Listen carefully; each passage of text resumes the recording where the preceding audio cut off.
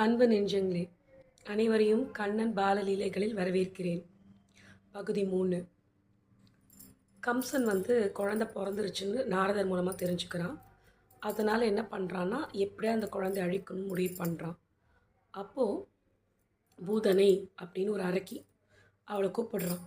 அந்த அரக்கியை கூப்பிட்டு, சுற்று வட்டாரத்தில் எந்த குழந்தை 10 நாளுக்குள்ளே பிறந்திருந்தாலும் அதை கொன்னுடு அப்படின்றான்.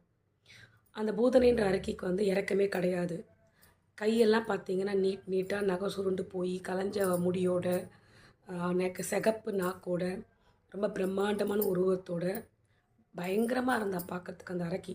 அப்படியே பறந்து போய் ஒரு இடத்துல இருக்க பிறந்த குழந்தைங்கள்லாம் தாய் தூங்கிட்டு இருக்கும்போது எடுத்துகிட்டு போய் மேலே பறந்து போய் கொண்டுடுவான் அந்த குழந்தைங்கள்லாம்.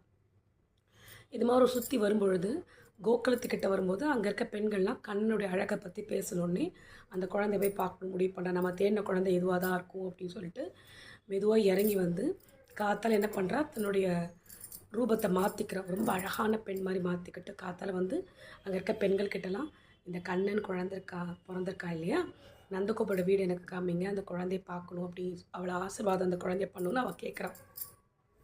அவங்களும் கொண்டுட்டு போய் விடுறாங்க. அங்கே நந்தகோபர் வீட்டுக்கு போனோடனே யசோதை கிட்ட உன் குழந்தைய ஆசீர்வதிக்க வந்திருக்கேன் அப்படின்றா.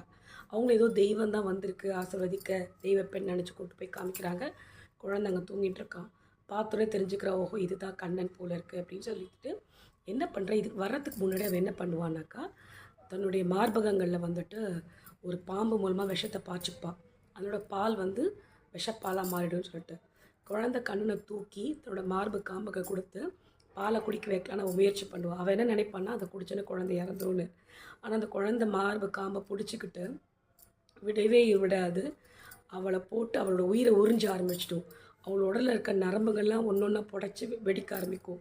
அவள் வலி தாங்க முடியாமல் ஐயோ அம்மான்னு கற்றுக்கிட்டு பறக்க தொடங்குவாள். குழந்தை பயந்துடும்னு. குழந்தை கண்ணனாக பயப்படுவார். மேலே பறக்க பறக்க கொஞ்சம் கொஞ்சமாக அவளை வலி தாங்க முடியாமல் கீழே பொத்துன்னு விழுந்து அந்த பூதனான்ற அறைக்கு இறந்துடுவா. கண்ணன் குழந்தை அவட மார்பு பக்கத்தில் உட்காந்து விளையாடிட்டு இருப்பார். மக்கள்லாம் பின்னாடி ஓடி நந்தகோபரும் யசோதையும் அந்த கண்ணனை தூக்கிட்டு வருவார் நந்தகோபர். அப்போது யசோதை ரொம்ப பயந்து போய், ஐயோ கண்ணா உனக்கு இவ்வளோ பெரிய ஆபத்து ஒன்று சுற்றி இருக்காப்பான்னு சொல்லி அங்கே இருக்க ஏழைகளுக்கெல்லாம் சாப்பாடு போட்டு இறைவனை வணங்க தொடங்க. இறைவனே அந்த அம்மா கையில் தான் இருக்கிறாங்க. ஆனால் இறைவனை வேண்டிப்பாங்க. இன்னொரு அரக்கன் வருவான் கண்ணனை கொல்ல. அதை திரும்ப நாளைக்கு பார்க்கலாம். நன்றி, வணக்கம்.